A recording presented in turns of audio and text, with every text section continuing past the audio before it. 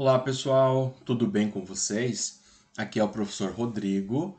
Estamos na nossa terceira aula do curso de Química Geral.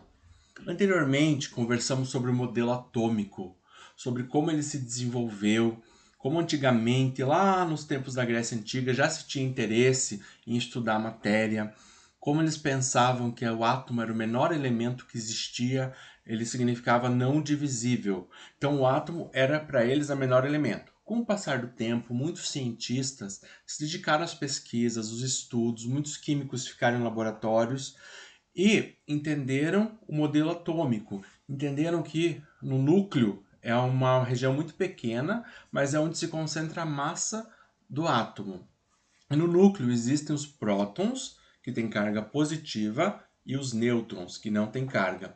Ao redor tem uma região que é chamada de eletrosfera. Nessa região ficam os elétrons.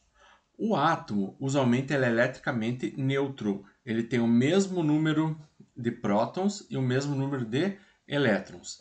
A carga do próton e do elétron, elas são iguais em módulo. Porém, a do próton ela é positiva e a do elétron ela é negativa. E vale do elétron menos 1,6 vezes 10 a menos 19 coulombs. O do próton, o mesmo valor, porém positiva. Já o nêutron não tem carga. Porém, os nêutrons e os prótons eles têm a mesma massa. Já os elétrons não, ele tem uma massa bem pequena, uma massa bem menor. Por isso que a massa do átomo ela é concentrada no núcleo. Então, com o passar dos anos, se desenvolveu esse modelo atômico, que é o que se aceita até os dias de hoje. Então, essa ideia do modelo atômico é o que nós temos aqui na atualidade, que há mais de um século ele é aceitado dessa maneira, que o átomo é aquela região pequena que concentra massa, e ao redor existe essa nuvem, que é chamada eletrosfera, a região que ficam os elétrons. Então, com base nisso, nós podemos entender alguns conceitos importantes, expandir o nosso conhecimento na área de química. Uma das definições importantes é relacionada ao número atômico. O que é um número atômico? É um número de prótons. O número atômico ele é representado pela letra Z. Por exemplo, o carbono ele tem 6 elétrons. Se ele tem 6 elétrons, ele também tem 6 prótons. Então, o número atômico, que é o número de prótons, ele tem um Z igual a 6. Porém, se houver um desbalanceamento de carga, aí a gente não chama simplesmente de átomo, chama de íon, que nós vamos ver daqui a pouquinho. Tá? Mas o número atômico é o número de prótons representado pela letra Z. Então, se o elemento tem Z igual a 1, no caso do hidrogênio, significa que ele vai ter um próton e um elétron. Em relação ao carbono ainda, existe na natureza mais um tipo de carbono. Usualmente, 99,9% dos átomos de carbono encontrados na natureza, o núcleo dele possui 6 prótons e 6 nêutrons. Mas existem alguns casos que ele pode ter um número de nêutrons diferentes. Existem alguns átomos de carbono que têm 7 ou 8 nêutrons. Aí ele continua sendo um átomo de carbono, mas ele não é igual ao átomo usual. Então, os átomos dos mesmos elementos químicos, por exemplo, o carbono, que tem mais de um tipo na natureza, com 6 nêutrons, ou com 7 ou com 8, eles são chamados de isótopos.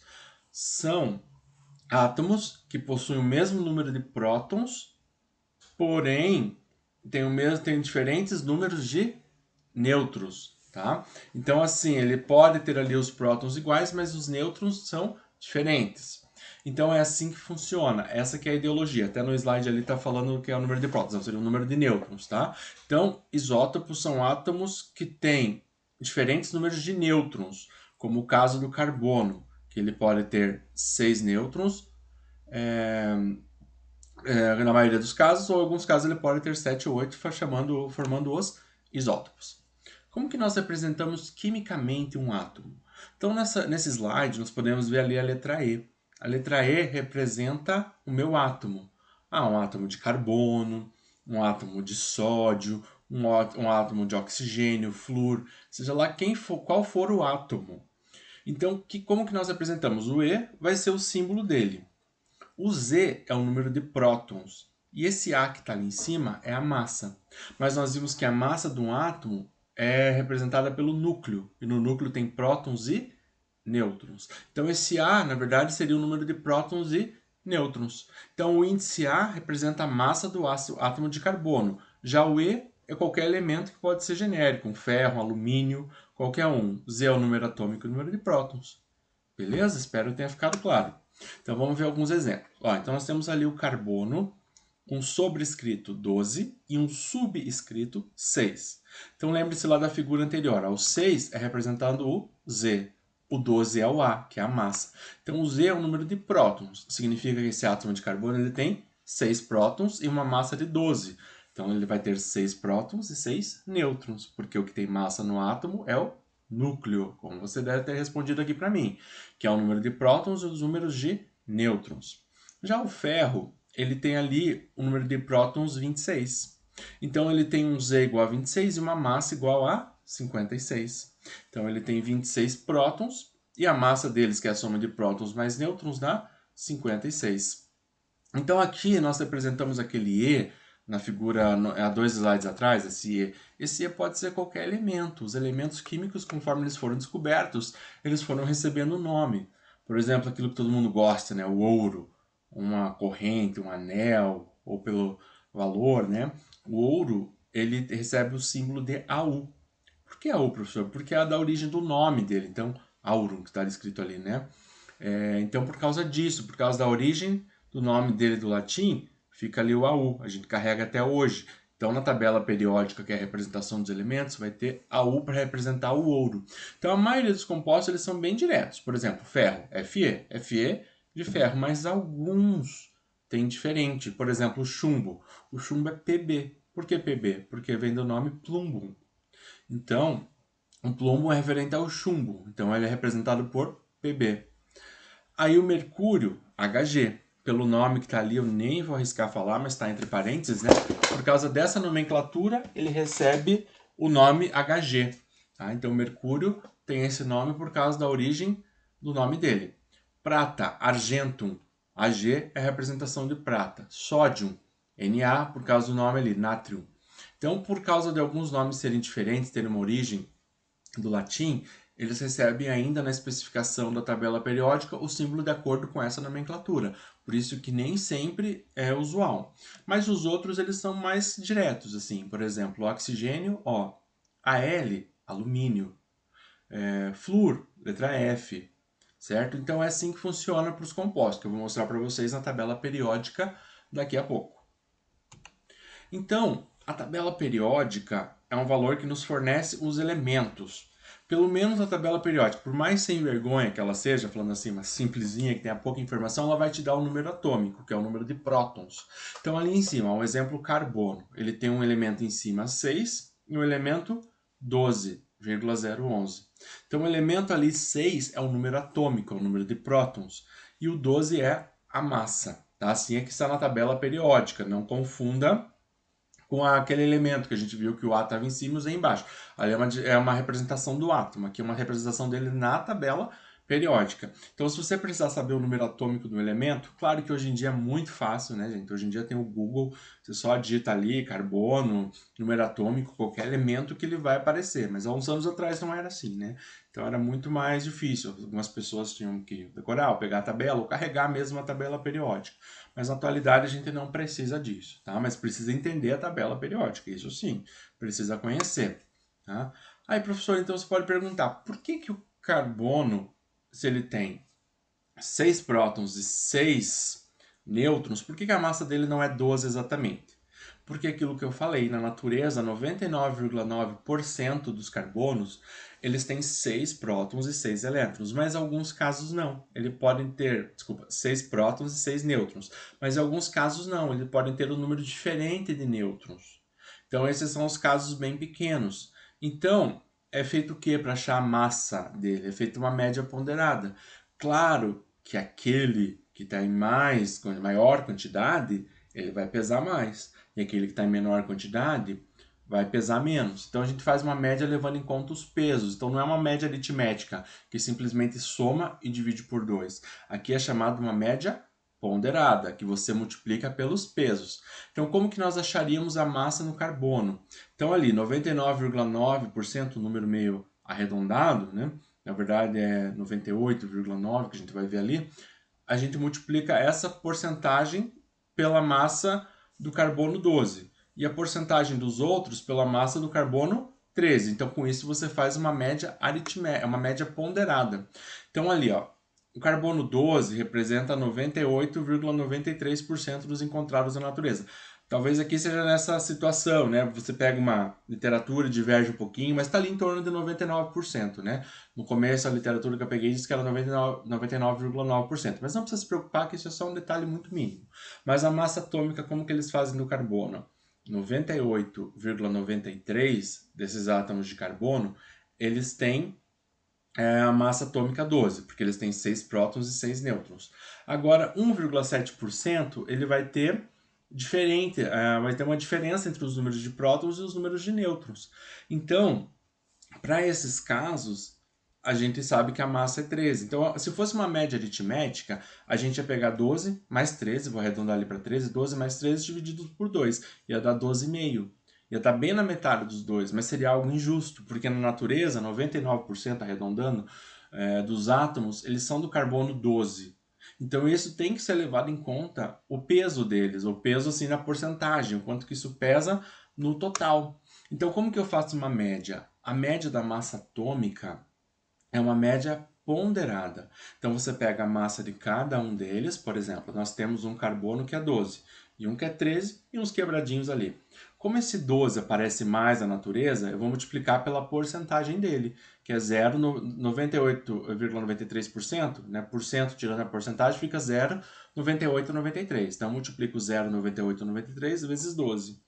E aquela porcentagem pequena, 0,139, que é 13,9%, pela massa com 13. Aí o meu resultante eu somo as duas e eu tenho a massa média, só que feito por uma média ponderada. Digamos assim, uma média mais justa. Se fosse só uma média aritmética, a gente ia dizer que a média da massa atômica do carbono seria 12,5. Estaria bem na metade. Mas não, ela tem que estar mais próxima de 12. Por que mais próximo de 12, professor? Porque praticamente 99% desses elementos encontrados na natureza eles têm ali o carbono 12. Então é óbvio que a massa utilizada como padrão tem que ser uma próxima daquilo que se usa mais. Então a massa atômica. O que é a massa atômica? A soma dos prótons mais os nêutrons. Porque os elétrons a gente pode até considerar que é desprezível. Então naquele Azinho, aquele símbolo que a gente viu, um E, em cima tinha um A, que é a massa atômica, número de prótons mais número de nêutrons. E embaixo tinha um Z, que é o número de prótons. Tá? Então é assim que funciona, assim que você classifica e representa alguns átomos. Beleza até aqui? Então vamos continuar aqui. Agora, como eu falei para vocês, os átomos eles são eletricamente neutros. O que isso quer dizer? Que eles têm o mesmo número de prótons e o mesmo número de elétrons. Professor, sempre vai ter o mesmo número de prótons e o mesmo número de elétrons? Não. Cuidado com o sempre. Então vamos supor, se o carbono tem 6 prótons e 6 elétrons, ele vai estar neutro, né? Eletricamente neutro. Agora o que pode acontecer? Algum elemento ele pode ter uma perda de elétron. Se ele perder elétron, ele vai ficar com mais próton do que elétron, então ele não vai estar neutro, ele vai ter uma carga. Se ele perder um elétron, vamos supor assim, um átomo ele tem 10 prótons e 10 elétrons, ou seja, 10 cargas positivas e 10 cargas negativas, que se anulam. Se ele perder uma carga negativa, se ele perder um elétron, ele vai ficar com 10 prótons e 9 elétrons, ou seja, ele vai ficar com um próton a mais. A minha carga vai ficar positiva, vai ficar um positivo, porque ele tem um próton a mais. Aí vamos supor que eu tenho uma outra situação, estou inventando aqui da minha cabeça, vamos entender que eu tenho 10 prótons e 10 elétrons. E esse elemento ele recebe um elétron, ou seja, ele vai continuar com 10 prótons, mas ele vai ficar com 11 elétrons, ele vai ficar com uma carga negativa a mais. Se o átomo ficar com uma carga positiva, ou carga negativa, deixando de ser neutro, ele passa a mudar de nome, ele passa a se chamar íon. Então os íons são os elementos que têm carga, tanto carga positiva quanto carga negativa. Os íons, esses íons vão receber os nomes também, de acordo com a carga. Se a carga for positiva, ele vai receber o nome de cátion. Então, átomos eletricamente neutros, mesmo número de prótons e elétrons. Se houver um desbalanceamento, ou tiver mais carga positiva ou mais carga negativa, ele vai receber o nome genérico de íon. Se o íon for positivo, ele vai receber o nome de cátion. Se o íon for negativo, ele vai receber o nome de ânion. Então, são os cátions e os ânions. O que são os cátions? Quando tem mais prótons, quando a carga está positiva. O que é ânions? Quando tem um número maior de elétrons, a carga vai ficar negativa. Ou seja, nesse caso, as cargas não são igualadas, elas não zeram, elas não se anulam. Beleza até aqui? Então vamos em frente. O íon você escreve da mesma forma do que um átomo normal. Por exemplo, o átomo de alumínio você representa pelo Al, o ferro, Fe. Porém, você tem que especificar a carga. Se você só pôr um ferro, você está dizendo que é um átomo de ferro, que ele é eletricamente neutro. Agora, se ele tem desbalanceamento de prótons e de elétrons, aí é diferente. Aí o modo que se faz, o modo que se representa, você tem que especificar o teu íon. Você tem que especificar o quanto que ele tem a mais, ou de prótons ou de elétrons. Então você muda um pouquinho a escrita. Ó. Então aqui eu já não tenho mais os átomos. O Na é o sódio, o magnésio é Mg, o Al é alumínio, o F o flúor, o Cl o cloro, o N nitrogênio. Então aqui eu já não tenho mais os átomos, porque eles têm uma carga em cima. Se ele tem uma carga em cima, eles passam a se chamar íons. Quando eles têm carga positiva, como é mesmo o nome deles? Cátion, que são os três à esquerda. Quando eles têm carga negativa, os íons passam a se chamar ânions, que são os três da direita. Então, por exemplo, o sódio mais. O que é mais? Significa que ele tem uma carga positiva a mais. Já o magnésio, 2 mais, significa que ele tem 2 prótons a mais, 2 cargas positivas a mais. Alumínio, 3 mais, significa que ele tem 3 prótons a mais, certo? Do que uma situação quando ele estaria eletricamente neutro. Flúor menos. O 1 é como se fosse aquele elemento que você não precisa representar. Por exemplo, 1 vezes 5, 5. 1 vezes 10, 10. Você só, 1 vezes x, x. Quando só tem x, você não precisa pôr 1. Aqui é a mesma ideia. Quando só tem um mais, significa que você só tem um a mais. Você não precisa pôr o número 1. Então, no flúor, no cloro, não tem número nenhum. Quando não tem número nenhum, só tem o sinal de menos, é porque ele tem menos 1. Ou seja, ele tem um elétron a mais. Cloro menos 1. Ele tem um elétron a mais, ele tem uma carga negativa a mais. Nitrogênio 3 menos, ele tem 3 cargas negativas a mais, ele tem 3 elétrons a mais. E assim que funciona, é assim que se representa. Então o sódio, o magnésio e o alumínio, eles são os cátions. O flúor, o cloro e o nitrogênio, eles são os ânions. Então no primeiro caso, os cátions têm um próton a mais, no segundo tem 2 prótons a mais e no terceiro tenho 3 prótons a mais. Na segunda situação, no flúor, eu tenho um elétron a mais, no cloro eu tenho um elétron a mais e nitrogênio eu tenho 3 elétrons a mais. Beleza? Entenderam a ideia? Então aí, o que acontece na natureza? A gente tem os átomos e os íons, mas às vezes esses compostos se unem. Por exemplo, o que é água? Você sabe que a água é a molécula de H2O, ou seja, são dois hidrogênios que estão ligados no oxigênio. Então não é um átomo de hidrogênio, não é um átomo de oxigênio, agora você tem uma junção entre eles. E essas junções, elas podem formar átomos com dois ou mais elementos, que chamam composto químico, ou ele pode formar as moléculas, que são partículas distintas. Então, a molécula de água, porque são dois hidrogênios ligados em um oxigênio. Então, aqui, por exemplo, eu tenho o etileno. Em azul, as duas circunferências azuis, elas representam carbono.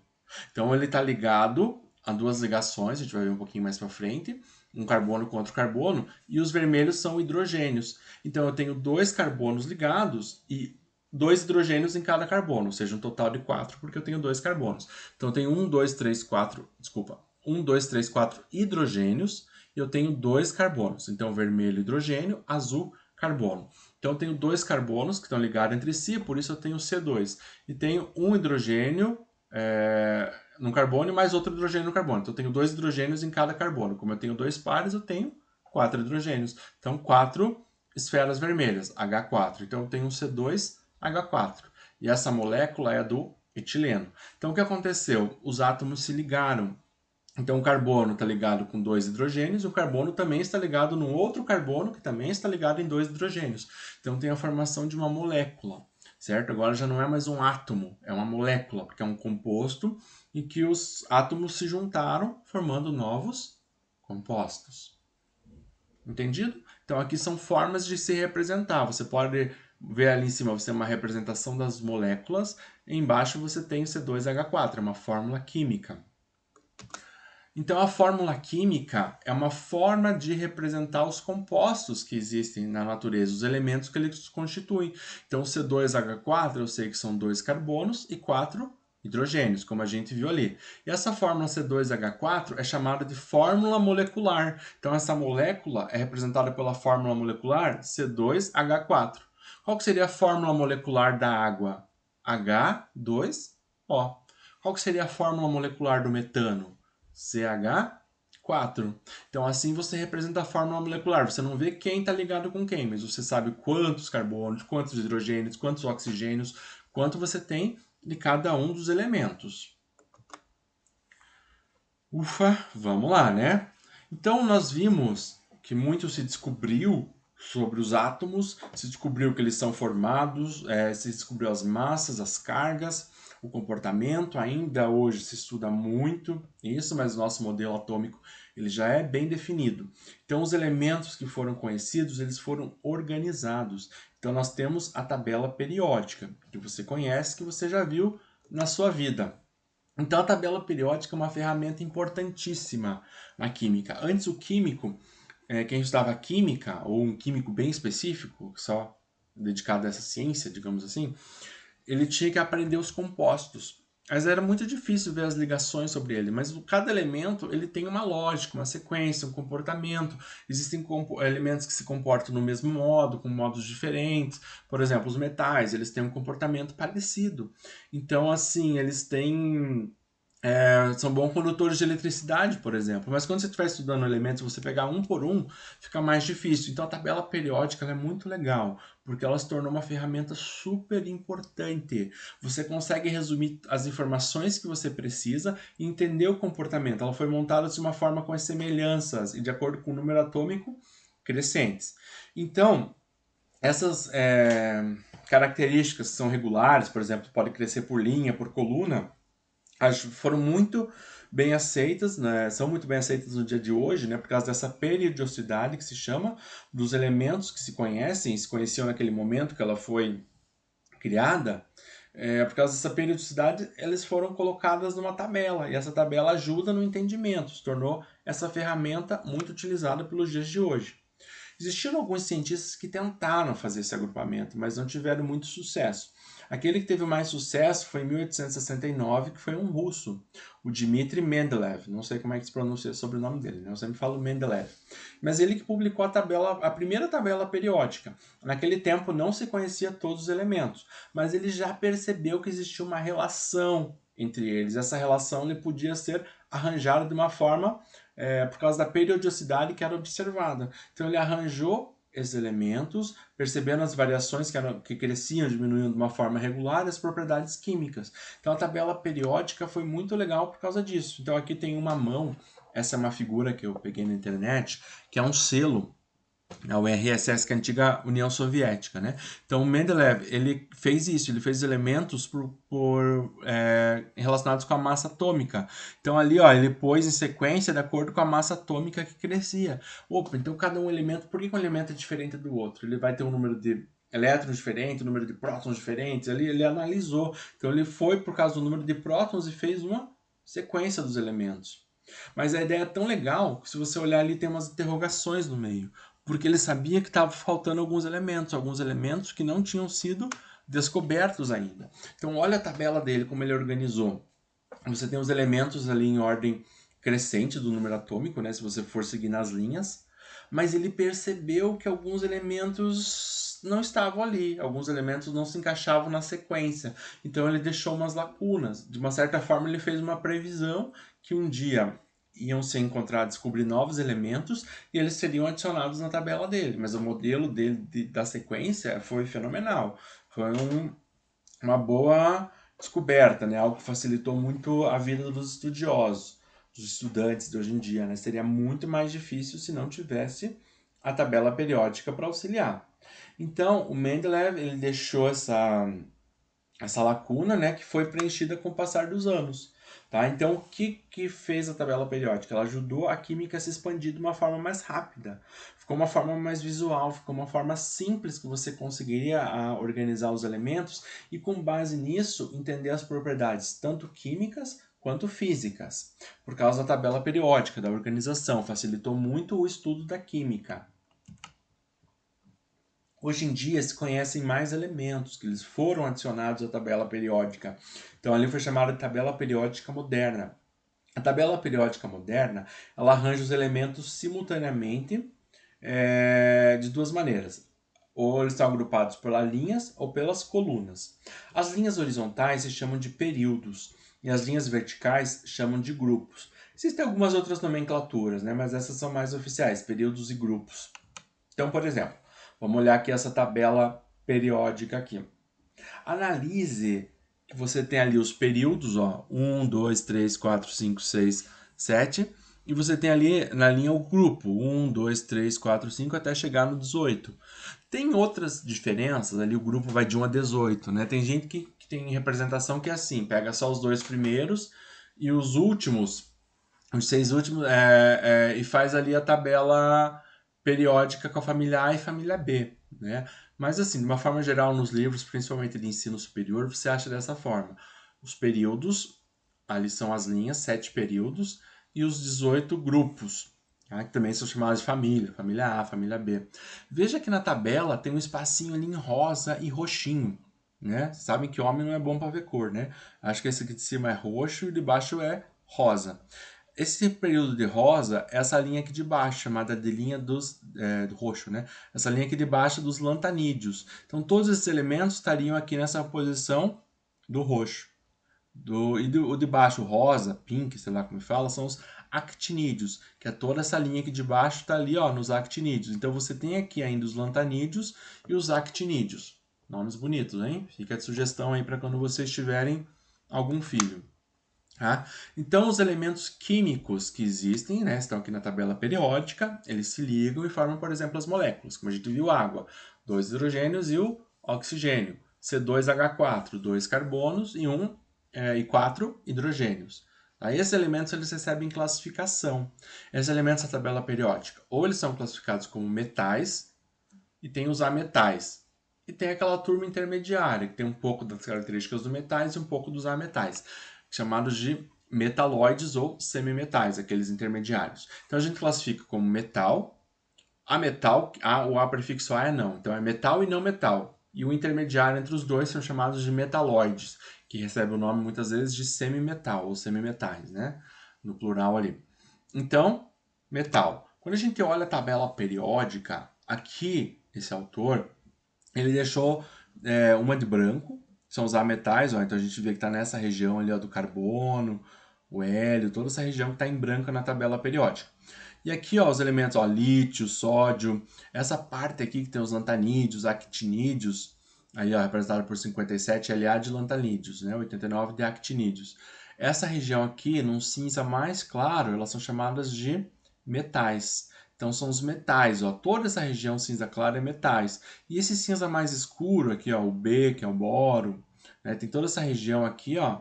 Eles são os metalóides, que são os intermediários entre os dois, os chamados de semimetais. Então, a gente olha aqui na tabela periódica, a maioria dos compostos, eles são o quê? Metálicos. Então, a gente olha que tem uma vasta quantidade de metais, menos a metais e menos ainda metalóides, que são os intermediários entre os dois. Então, na tabela periódica, ó, essa região ali que está em cinza bem clarinho, eles são os metais. Beleza? Então, você pode ver aqui pela figura, ó, metais, esses são esses bem clarinhos aqui. Os metalóides, lembra, são aqueles intermediários, tem uma característica intermediária entre os dois. Então, eles estão nessa região. Aqui estão os metalóides. E aqueles que não são metais, os ametais. São menos compostos, mas não significa que eles não sejam super participantes da nossa vida, né? Olha que o hidrogênio foi colocado aqui, porque ele é o primeiro por causa do número de prótons, mas ele não tem uma característica de metal. Ele não é metal, ele não está de cinza claro. Ele até foi representado aqui na linha 17 também, tá? Para dar sequência 1, 2, né, 3, 4, ó, porque é o número de prótons que você tem ali. O número atômico, é o Z que você tem nessa tabela periódica ali em cima. O hidrogênio 1, ele tem um próton. Então, ele foi colocado dessa maneira. Os ametais são essa região ali, que em menor quantidade, porém não significa que eles não são importantes. Por exemplo, hidrogênio, oxigênio, formação da água. Todo mundo respira, precisa de oxigênio. O hélio, o Sol, por exemplo, são os hidrogênios que reagem, se fundem formando hélio. Então são compostos bem importantes sim. Carbono, nitrogênio, oxigênio, fósforo, enxofre. Vários elementos que são não metálicos, né, os ametais, que eles estão em menor quantidade, mas não significa que eles não sejam importantes. Então essa região ali que está em branco na tabela periódica, eles são os ametais. Então os metais, por que eles recebem esse nome de metal? Como que se separou isso? Pelas características. Eles têm características semelhantes. Se eu olhar na tabela periódica, deixa eu pegar aqui um elemento, ó, hidrogênio 1, hélio 2, lítio 3, berílio 4. O que eu tenho aqui? O número atômico, ó, ele vai crescendo, ó, 1, 2, 3, 4, o próximo, boro 5, 6, 7, 8, 9, 10. Aqui, ó, 11, o sódio, magnésio 12, alumínio 13, e assim vai. Então ele vai crescendo o número atômico, o número de Z, o número Z. Mas o que a gente sabe é que os elementos metálicos, eles são metálicos porque eles têm características em comum. Ah, professor, então essas características, né, eu sei, conduzir eletricidade. Exatamente. Uma característica de metal é que ele tem facilidade de conduzir eletricidade. Por exemplo, você faria um fio de luz de vidro? Faz sentido nenhum, né? Usualmente se utiliza cobre, se utiliza um elemento metálico. Então, o metal, a gente viu pela tabela periódica que a maior parte dos elementos da tabela, eles são metálicos. Eles recebem esse nome, essa característica, pelas propriedades químicas e físicas que são parecidos. Algumas características do metal, eles são lustrosos, eles são maleáveis, eles são dúcteis. Dúcteis é uma característica relacionada a poder transformar em fios. Além disso, eles conduzem eletricidade, tá? Então, por isso que muitos fios, né, como eu já falei, são feitos de metal. E essas são algumas das propriedades químicas, né, que a gente pode distinguir os metais. Os metais, eles têm uma tendência a formar cátion. Cátion, nós vimos que é um íon. Um íon com carga positiva. Se ele tem carga positiva, ele tem uma tendência a perder elétron. Então, na maioria dos compostos, não significa que seja sempre, mas que ele tem uma tendência, eles tendem. Tá? A maioria dos compostos tende a se tornar cátions, ficar com carga positiva, porque eles perdem elétrons. Agora, os ametais. Os ametais, a gente viu que eles estão em menor quantidade, tá? Mas não significa que eles não tenham um grande destaque, ó. Muitas moléculas do corpo humano são predominantemente de elementos ametálicos. Então, carbono, hidrogênio, oxigênio, nitrogênio, enxofre, fósforo. Né? Então, a vida também na Terra não existiria se não fossem esses elementos metálicos, se não fosse a reação. Né? Nós recebemos energia solar, que isso permite os fenômenos na Terra, fotossíntese, por exemplo. Então, ali é o hidrogênio que reage no Sol com outro, dois isótopos que se fundem, formando hélio, havendo liberação de energia, que é a energia solar que nós recebemos ali. Então, eles também são presentes importantes para a vida humana. Tá? Polímeros também, de uma forma geral, os polímeros, eles são, na maioria, elementos ametálicos. Então, os metais, a gente viu que são lustrosos, maleáveis e dúcteis. Os ametais, eles já não têm essas características, eles não são lustrosos, não são maleáveis e nem são dúcteis. Também, ó, metal conduz bem eletricidade, calor. Já o vidro, por exemplo, que é um não metal, já não conduz. Tá? Então, os ametais, eles não são bons condutores de eletricidade. Então, você pode distinguir o que é metal e ametal de uma forma geral por causa dessas propriedades. Tá? E como os metais, a gente viu que eles tendem a se tornar cátions. Os ametais, eles tendem a formar ânions. Então, ânions são íons com cargas negativas. Se eles têm cargas negativas, é porque eles recebem elétrons, ficam desbalanceados com mais elétrons. Então, os metais, eles tendem a formar cátions e os ametais, eles tendem a formar ânions. Ah, e os semimetais? São os intermediários. Aí tem que dar uma boa analisada, né? Mas ele vai ter características entre os metais e os ametais. É difícil, né, dizer quando termina um, começa outro, porque são muitos elementos, né? Mas assim, de uma forma geral, podemos só pensar assim, de uma forma simplificada. Então esse é o nosso conteúdo de hoje. Obrigado pela participação. Até a próxima aula!